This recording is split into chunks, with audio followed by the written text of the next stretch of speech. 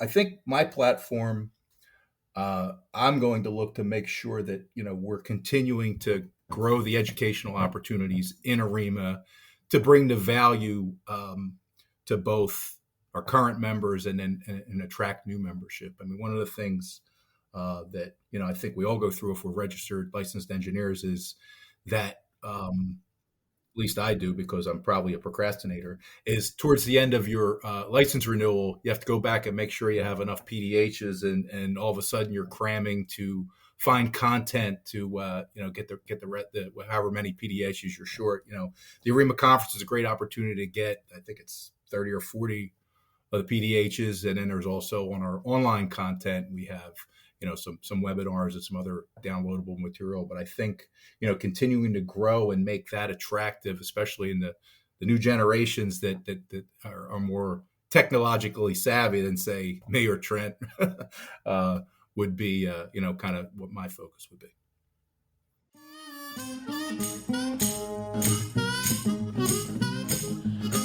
You may know the American Railway Engineering and Maintenance of Way Association, or AREMA, as the, quote, keepers of the manuals. You may know them as the, quote, people behind the largest annual railroad conference in North America. Heck, you may not know about AREMA at all. This podcast is designed, no pun intended, to change your view of who AREMA is and how AREMA has changed the trajectory of many railway careers over its 100-plus year history. Welcome to Platform Chats with your host, Walt Blesser, where he takes a moment to discuss the impacts AREMA has had on the very people who are proud to be called members. Are you ready to roll with AREMA?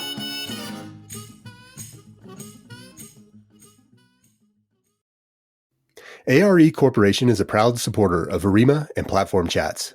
If you are looking to take your railway structures career to the next level, or simply start it down the right track, please visit us at arecorp.com. Please see our brand new job postings on our careers page or on our LinkedIn page. Hey everybody, it's Walt Blesser, and welcome back to yet another episode of AREMA's Platform Chats. Excited to be here and hosting the 27th episode, actually year 3 and season 3, episode number 6, maybe 5, 6. Been a little light this year. That's my fault. Apologize. Year number 3, life got in the way. And if you've been listening along in 2023 to the chronicles of my life, you know that I have had one heck of a time with my home. I've had some significant water leaks, and we are on the home stretch. I finally moved back into my house, and we got probably another 3 weeks of work, but it's nice to be back home and not out in a rental house.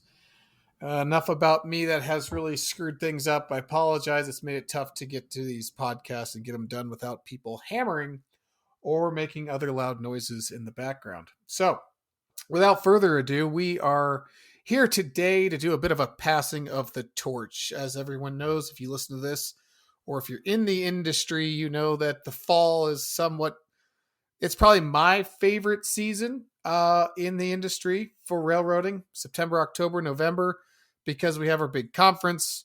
It's kind of like an old home week, going back, seeing all your buddies, watching the presentations, catching up with folks that maybe you see once a year. I know there's several people I will see that I only see them at AREMA.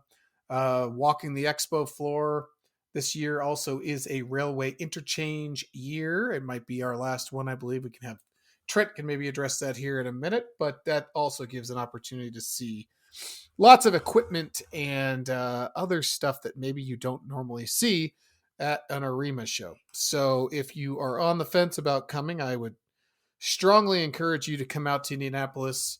It's a great venue. It's a great town for the show. It's a huge conference center, and great hotels, great restaurants, the whole 9 yards. So if you have anything that's keeping you back, let me be the guy that pushes you forward. So enough about that. We will talk more about it a little bit later, but let's get into my guests here. Like I said, I do have the current president of AREMA, Trent Hudak, who is the director of engineering services at BNSF Railway. And joining him is Verrelle, who is currently the Vice President of Engineering Services for Amtrak, but he is also a Senior Vice President with AREMA, and he will be the incoming President of AREMA at the conference here in October. So welcome to you both. And Trent, I will have you start and just do a brief background on yourself. I know you've been on the show before. My loyal listeners will say, yeah, I know who that guy is. But there will probably be some folks that didn't hear that episode. So if you want to do a brief intro to who you are and how you got to where you are, that'd be great. All right. Thanks, Walt. Very much appreciate the opportunity to be on the podcast again with you and now with Ray. I've been in the rail industry for 38 years now. I've started out with the Burlington Northern Railroad in Billings, Montana. And of course, I'm now with Burlington Northern Santa Fe when BN merged with the Santa Fe. And I've been primarily in the engineering services fields of railway engineering. Most of my career, I've done a little bit of track maintenance. I've done a lot of track expansion work, and I'm currently been leading the last few years the expansion and maintenance of our intermodal auto facility hubs, along with a number of other types of facilities that generally support rail operations, mostly in the terminal locations. I joined AREMA. Actually, I joined the predecessor association, AREA, in 1988. And I wasn't very active at the very beginning, but through the earlier parts of my career, I began working with passenger programs on the BNSF network. And I needed to know a little bit more about passenger operations and what I might be concerned with and how those interact with freight operations. So that gave me some motivation to get more engaged with AREMA, and I joined Committee 11 and participated with them on various activities there, so that primarily as a learning opportunity. And of course, in my later years with AREMA, I have been contributing more than taking from AREMA, which I've been very privileged to do so, and particularly now in my leadership roles over the last several years. So that kind of gives you a little bit of a background of what I do and my engagement with AREMA. Of course, the president's role is a 3-year assignment. We start out as a senior vice president for year one. It's kind of like the president's role with training wheels on, getting a peek at how everything works, getting ready for that role. And I'm in my second year here as president, and then next year will be the past president's role, which is primarily a financing and nominating committee type of role to ensure continuity on leadership of the organization. So with that, I'll turn it back to you. Perfect. That was great. And thank you for your service. So thank you for everything you did this year. We'll get into that here in a minute. But before we do, let's give Ray an opportunity to introduce himself. Ray, how did you get into this industry, and how did you get to where you are sitting right now? Yeah. Oh, thanks, Walt. So I graduated Temple University in 1993. Been in the industry about 30 years with a bachelor's of civil engineering. Out of college, I joined Gannett Fleming as a bridge engineer, and they also had a small group doing railroad electrification. And I got kind of pulled over when the bridge inspection and the bridge design unit was slow. I started doing design and catenary structures for a couple of electrification projects, and I kind of took a liking to it. From there, I moved over to Amtrak in their electric traction group, where I was catenary engineer, did both design, and then I moved into construction, worked my way up through Amtrak to deputy chief of electric traction, where I had the whole entire electrification network under my purview. Then kind of bounced around as deputy chief of construction, deputy chief of structures, AVP of engineering and design, and now currently AVP or vice president engineering services.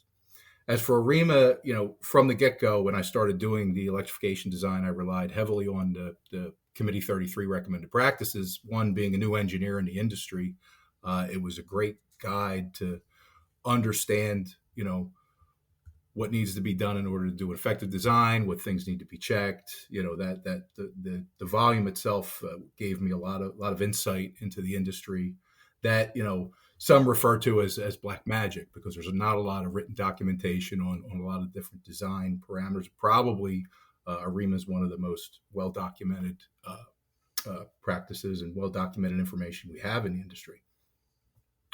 From there, when I came over to Amtrak, I joined AREMA in 2006, and then a past president, Bob Verrelle, who was my immediate boss, he was the chair or vice chair, I believe, at the time, got pulled up into the leadership of the functional board. So he asked me to step in and backfill his vice chair position. So then from there, I served as vice chair for Committee 33 from 2008 to 2011, chair from 11 to 14, then on to director P&T from 14 to 16, and then vice president P&T from 16 to 19, where at the conclusion of my term, Beth said, don't go too far. You may get pulled back. You may get the tap again a little later. So lo and behold, in 2021, I guess 2022, I was nominated for senior VP, and here I am today. And that does seem to be the way this works. I think a lot of people question, hey, how does this person become president? Is this random? Is this smoke and mirrors? But it seems like it's very much comes from a pool of people that were very active in a committee, right? Secretary, vice chair, chairman. And depending on how active you are there and how much you enjoy it, etc., I believe you get nominated to be a director of your functional group. And that's a 3-year term. And then once again, there you could have a gap year potentially or not. And you could potentially serve as the vice president of your functional group, which it sounds like you went straight through all of that. And then once you're done with that, so to speak, you're never really done. You kind of put your name in a pool of people to nominate for senior VP. And is that right, Trent? Is that how this works?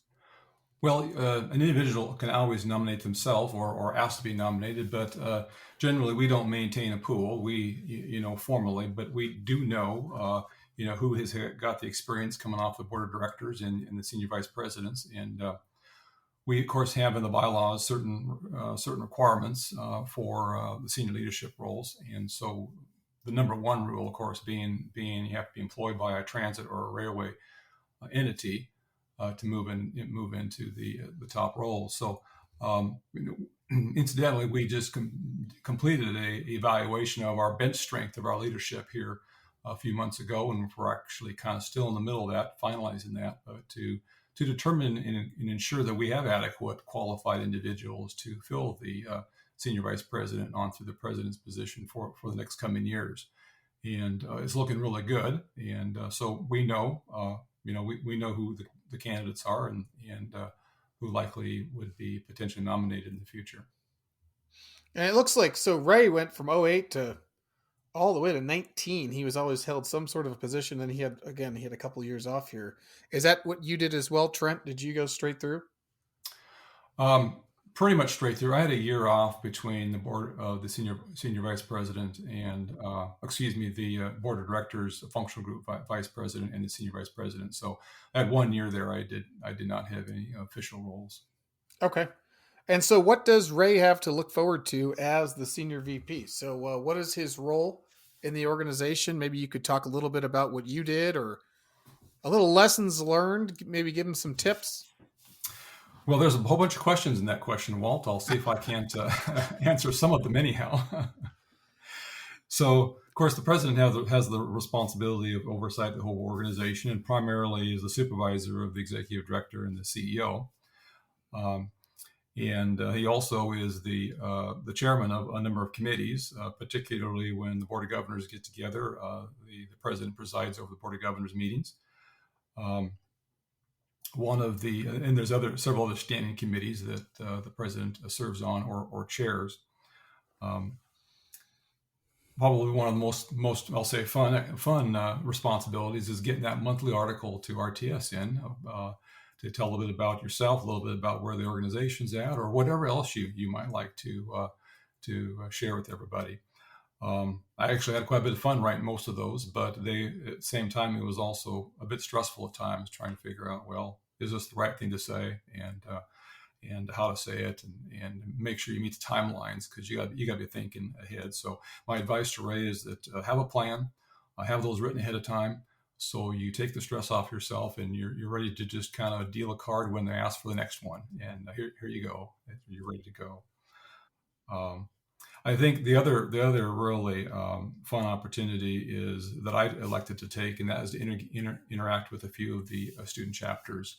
I started out going up to the University of Illinois and participated in the environmental conference, and on my own initiative to just help reinforce the relationship between Rail Tech up there and the conference and AREMA. And that turned out to be just a wonderful experience. And then I was invited by a couple of the universities to come out to their facilities, which I did, and had an opportunity to speak with some of the students and answer questions. And I found that very rewarding to help all those students out. Cool. Excellent. And Ray, you were senior vice president this past year. Did you have a platform or anything that you would like to introduce as you become the president, or is there anything specifically that you were trying to work on with AREMA in the past year or in the coming year? So one of the things I got the opportunity to do, and it kind of fell on me by chance, was the opportunity to host the PREIS event. So that's a joint APTA AREMA. It's the Passenger Rail Engineering Education Symposium. It's kind of like a small technical, like a small version of the AREMA conference, but it's specifically targeted towards college professors and students to try and grow the industry via our various universities and higher learning institutions. So it was hosted by Amtrak. So APTA and AREMA had asked our CEO at Amtrak if we were willing to host. It's usually one of the passenger agencies, whether it be a Class 1 passenger agency or a commuter, would host this event. I think it's every other year. So our CEO asked if I would host it, and lo and behold, at that point, I was also in the nomination for senior vice president, so I jumped at the opportunity. It was held in July 11th through the 13th, basically 3 days. We had some really good technical content, as well as some field visits to both Amtrak facilities, and WMATA was also our joint host. So we hit both Amtrak and WMATA facilities in the DC area, and it was, I believe, very successful event. I think you can go on the APTA website and download some of that content also. But so I think my platform, I'm going to look to make sure that we're continuing to grow the educational opportunities in AREMA to bring the value to both our current members and attract new membership. I mean, one of the things that I think we all go through if we're registered licensed engineers is that, at least I do because I'm probably a procrastinator, is towards the end of your license renewal, you have to go back and make sure you have enough PDHs, and all of a sudden you're cramming to find content to get the however many PDHs you're short. The AREMA conference is a great opportunity to get, I think it's 30 or 40 of the PDHs, and then there's also on our online content we have some webinars and some other downloadable material. But I think continuing to grow and make that attractive, especially in the new generations that are more technologically savvy than say me or Trent, would be kind of what my focus would be. Yeah, I think that's a great focus. I think that's really been, in fact, that's a great transition statement, because I do believe the way we all receive our content is different, and it's changing, and it's ever changing. I know when we used to go to some of these conferences, they handed out a CD with the proceedings, and that quickly became a USB drive. And then I believe it's now just all downloaded. And now we even have videos of the presentations, and we've got, we learned a lot through COVID, for sure, on how to do this stuff remote. But the just watching how the proceedings is changing, and the demand for webinars and seminars has definitely gone up. And I think being a good partner with the different universities that are strong in that. Ray, I know University of Wisconsin-Madison does a pretty strong PDH credit courses, for lack of a better term. And I think Penn State, I don't want to get this wrong, but is it Penn State Altoona? Penn State Altoona, they have the rail program, correct? Okay. And Trent, you mentioned Rail Tech, right? That was University of Champaign, Illinois.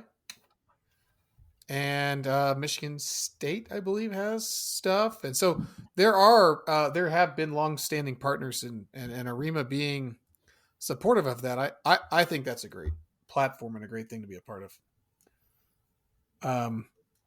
Going into the conference, Trent, I did allude slightly to the fact that this might be our last Railway Interchange.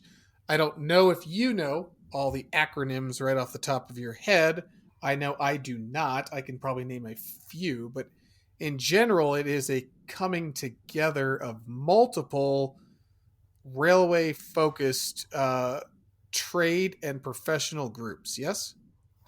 Yes. The other organizations that part of Railway Interchange are trade organizations. REMSA, RSSI, RSI, that represent the various segments of equipment suppliers and manufacturers, material suppliers. And Ray, you're probably more familiar with RSSI and RSI. Is that accurate or no? Primarily okay. AREMA. Yeah. You're primarily AREMA. Okay, excellent. And then they all kind of come together into one gigantic trade show. We were doing that on odd years now for a while, right? I think since 2011 we started that. I believe was the first rail interchange. Okay, and this will be our last for the foreseeable future. Just for a number of reasons. I think one of them too is that AREMA is growing, and we had our own first I got to get this right too. Non-hotel only conference was Denver last year. Talking with Beth was the first time we got to use a conference center or a conference room, actually a conference center, not as part of Railway Interchange, which was a huge it shows a huge shift in the number of members we have and the size of our show. That's correct. We've definitely outgrown some of those places we've used in the past, and the conference facility is a nice place now for us to hold our conferences. You ask about Railway Interchange. Unfortunately, it's just not. It's not financially sound for AREMA to participate. That we would love to be able to support that. We understand the advantages for our membership and the industry to have all these associations all together. But in assessment, it's costing our memberships lost opportunities and other things that we can do with our resources. In order to support rail interchange. So, we might be able to make it work out someday in the future. The way these things are, because they're so huge, they're planned out so many years in advance. We may be able to make it work out, but it's going to be 7 or 8 years probably down the road before one potentially could happen again. Okay. And yeah, I think when I started, obviously you guys started way before me. When I started, it was Palmer House Hilton. And it was a relatively small show. Where was it before that? Or was it always the Palmer House? It was always the Palmer House as long as I can remember. I don't know the statistics there, but it was there for a long time. And that was relative. Go ahead, Ray. Sorry. Yeah, my first AREMA conference was 2006, and it was at the Palmer House. So that's I can go back that far at least. Yep, I think I was there with you. And I remember that being a relatively small conference, and I remember the trade or expo hall. If you weren't careful, you might run into a column, depending on which way you turned, if you turned too fast. And then I remember we graduated to the larger Hilton, and the Palmer House, for those that don't know, is in Chicago. And then the larger Hilton was also in Chicago, closer to the lake there. And that was a little bit bigger, but still similar issues. So it was really neat. I think I similarly have been going since about 05, 06. And to see what happened in Denver was pretty cool to see how big we've grown. And so excited for the future. So with that, the future, either of you want to talk a little bit about the future of AREMA, how you see us growing, Anything, honestly, open mic. Well, I'll take a stab at a few things first there, Walt. So I'll first start out with saying that the association is in a really good position for the future. We spend a lot of time ensuring that we stay relevant and that we meet the needs of our members in industry as a whole. One of the efforts that I initiated at the beginning of this year, I set up a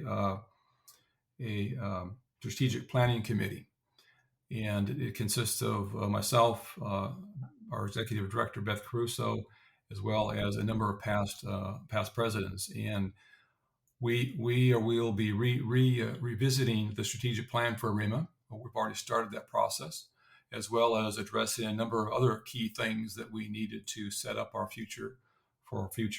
Things like updating some technical committee regulations. We got those approved by the board of directors. We've evaluated the bench strength of our leadership team and future team. And we're still addressing this question as to how we can better support and engage non-railroad and transit employees into the AREMA leadership model.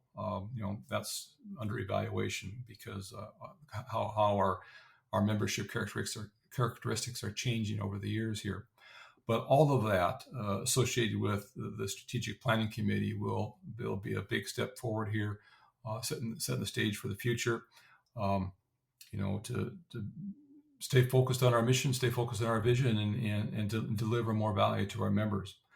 And of course, it'll also be very adaptive as the industry changes. AREMA is going to adapt, and we stay very in tune as to what's going on in the industry. We might be looking at some things of better ways of delivering our manual material. The way we've always done it used to be paper. No longer it's paper. Now it's a download. There are other options out there in the future as well. And I will predict that we eventually will be doing some type of online delivery, much like other industries do. So that potentially could be in the future.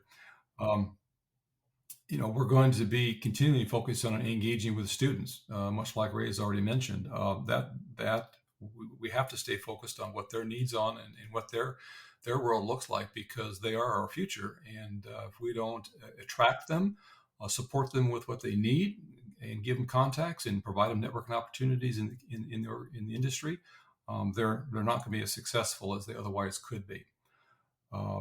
We've always been talking about how can we better address the number one value that most members say that they get from AREMA, and that is the networking opportunities.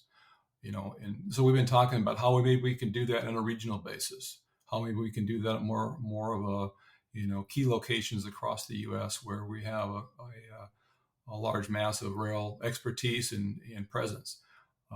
So that would be an extension of what we're already doing with our conference and other things. One thing coming right around the corner here for the future is the Sustainability and Resilience Symposium that's going to happen in Tampa, Florida here on February 5th through the 7th. That's going to be very future focused. We've spent a lot of effort this year under my leadership regarding setting that up. And I guess I'll say the advanced work of setting it up is associated with the Sustainability and Resilience position paper that AREMA adopted here earlier this year.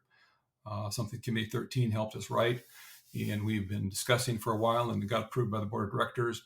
And that will kind of set the basic framework going forward as to how do we better address these two important topics in our manual materials. And that's predicted to be a long journey, maybe a never-ending journey of things that we need to be considering as our world changes. And so I think that's going to be a big focus area for lots of the committees and how the manual material is going to be enhanced and improved in the coming years. So I'll just end it right there. That's probably a longer question or a longer answer than you were looking for, but give Ray a chance to elaborate further on other items. Yeah, well, thanks, Trent. Yeah, I mean, that's all excellent points. And I think now, when I graduated, as a 23-year-old kid at a Temple and got into the railroad industry, it was kind of a dying industry. It wasn't really, didn't look like it had much growth opportunity, and then you fast forward 30 years later, and I think there's growth all over. I think that there's a big recognition that both passenger and freight railroad operations get both cars and trucks off the highways. I think that the push towards a greener, more environmentally friendly modes of transportation is an opportunity we need to seize, and I think we're going to see a lot more growth and a lot more interest from engineering students coming out of college, because we're an age-old industry, but yet maybe we put a new modern twist on it and attract people, and hopefully that's what we can do with AREMA too. Provide that attraction for the younger generation through better methods to get our materials across, better educational opportunities that really help strike that interest in the industry.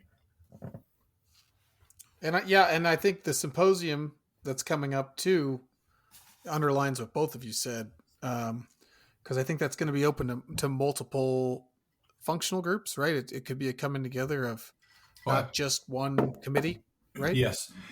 Of course, we set up a committee that is running the symposium, but Committee 13 is providing a lot of support for that, of course, because some of the base material there comes from that Committee 13, the Environmental Committee. But that is the hope, and we've already reached out to all the functional groups. But the hope is that every functional group will participate, and in both in presenting material as well as learning about how through the symposium how they can better address these topics in their manual material going forward and in their everyday jobs that they all hold. And I will also put in a little small pitch here at the end of that symposium. Let's see, is that the 8th and 9th? Thursday, Friday? Will be the first ever structures symposium. We're not calling it a symposium. We haven't really got a great name for it yet, but it's going to be all of the structures functional group committees meeting at one time over a course of a couple days. We're tagging on to that same venue in Tampa, which will allow prospective individuals to drop in on multiple meetings and see which one they like the best. We're trying this out for the first time. It was an idea we've had several years ago, and hoping that depending on how it goes, maybe other functional groups may follow suit and see if that works to just anything we can do to allow an individual to make multiple trips into one trip, if you will. Exactly. Is exactly the opportunity. I kind of call it the super committee meeting, Walt. Okay. Where you get the entire functional group together. I didn't. Nobody's got a formal name for it, but the whole concept here is that we leverage the opportunity to do two things in one trip. We also leverage a lot of the administrative support that AREMA can provide, the membership, to basically organize and plan one event, but we get two events out of one effort on the administrative side. So it's a really cost efficient way and time efficient way for all those who want to participate, as well as those that help sponsor and put it on. Yeah, and that's a great example of making it more attractive. Obviously a lot of these companies, we all have financial constraints on travel and stuff like that, but to have two opportunities for essentially the price of one is a great way to bring people to these events. Any as we wrap this up, any final pitch from either of you about the conference, stuff you can't miss, stuff you're excited about, keynote speakers? Either of you know more than I do about what's coming up here in Indy, so I'll give you both that opportunity to give the pitch. So I, as part of my obligations as the senior VP, I was on the program committee, so I helped put the program together for all the technical presentations, Monday, all day Tuesday, and Wednesday. I think we have 74 different presentations. I don't have the number in front of me, but that sounds about right. I think the content, you'll be very happy with the content when you see it, and I think we got a well-packed show for you. And I'll just add that on Wednesday we'll have again maybe our second annual conference panel board on emerging technologies.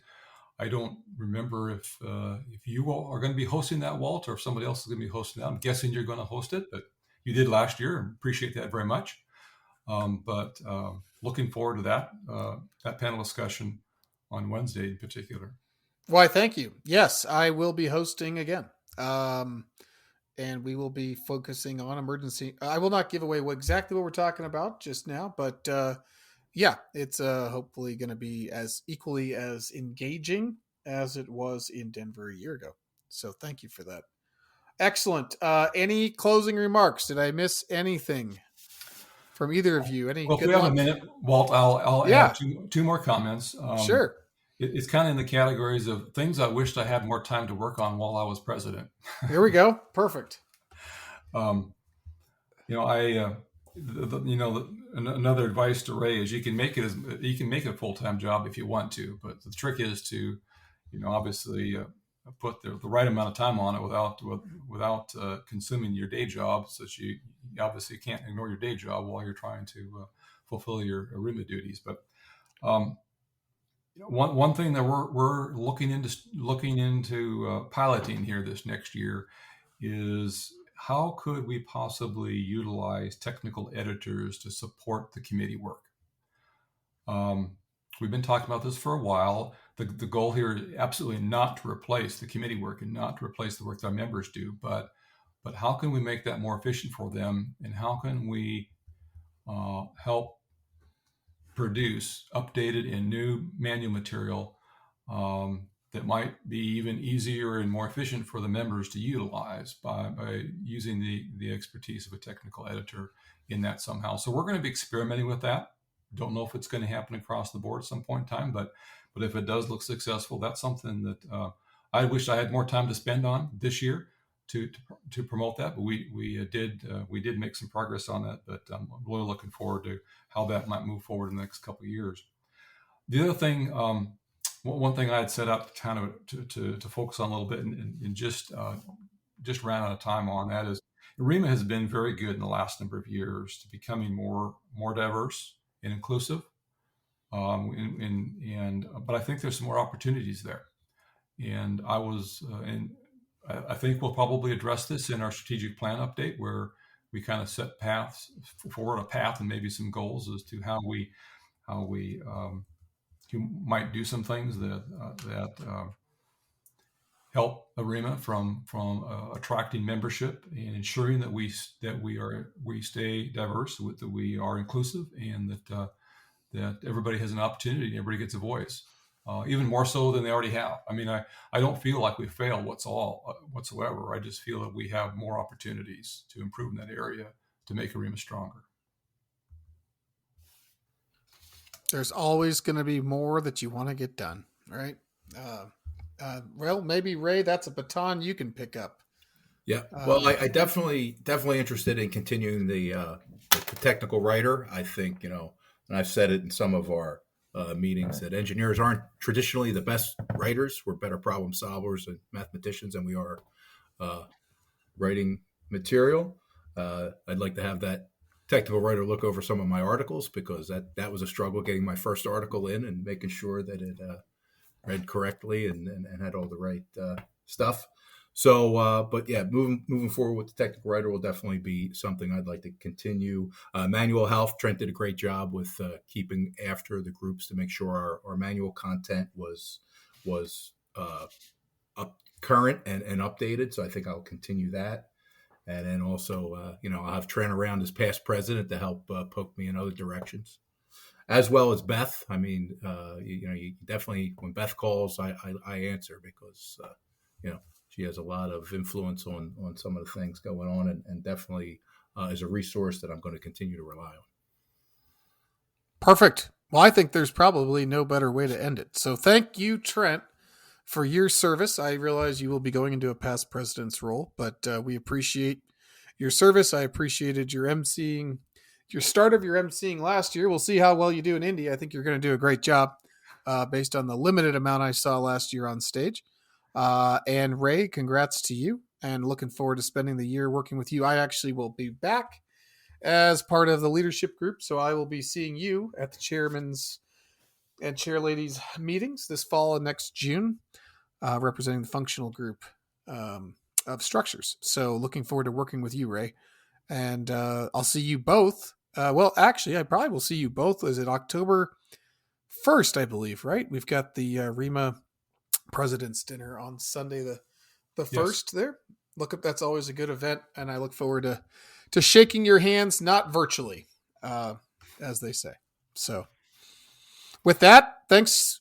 All right, we'll see you guys soon. Thank you, Walt. Thank you for rolling with AREMA on today's episode of Platform Chats. For further information about AREMA, please visit arema.org or contact us at info@arema.org.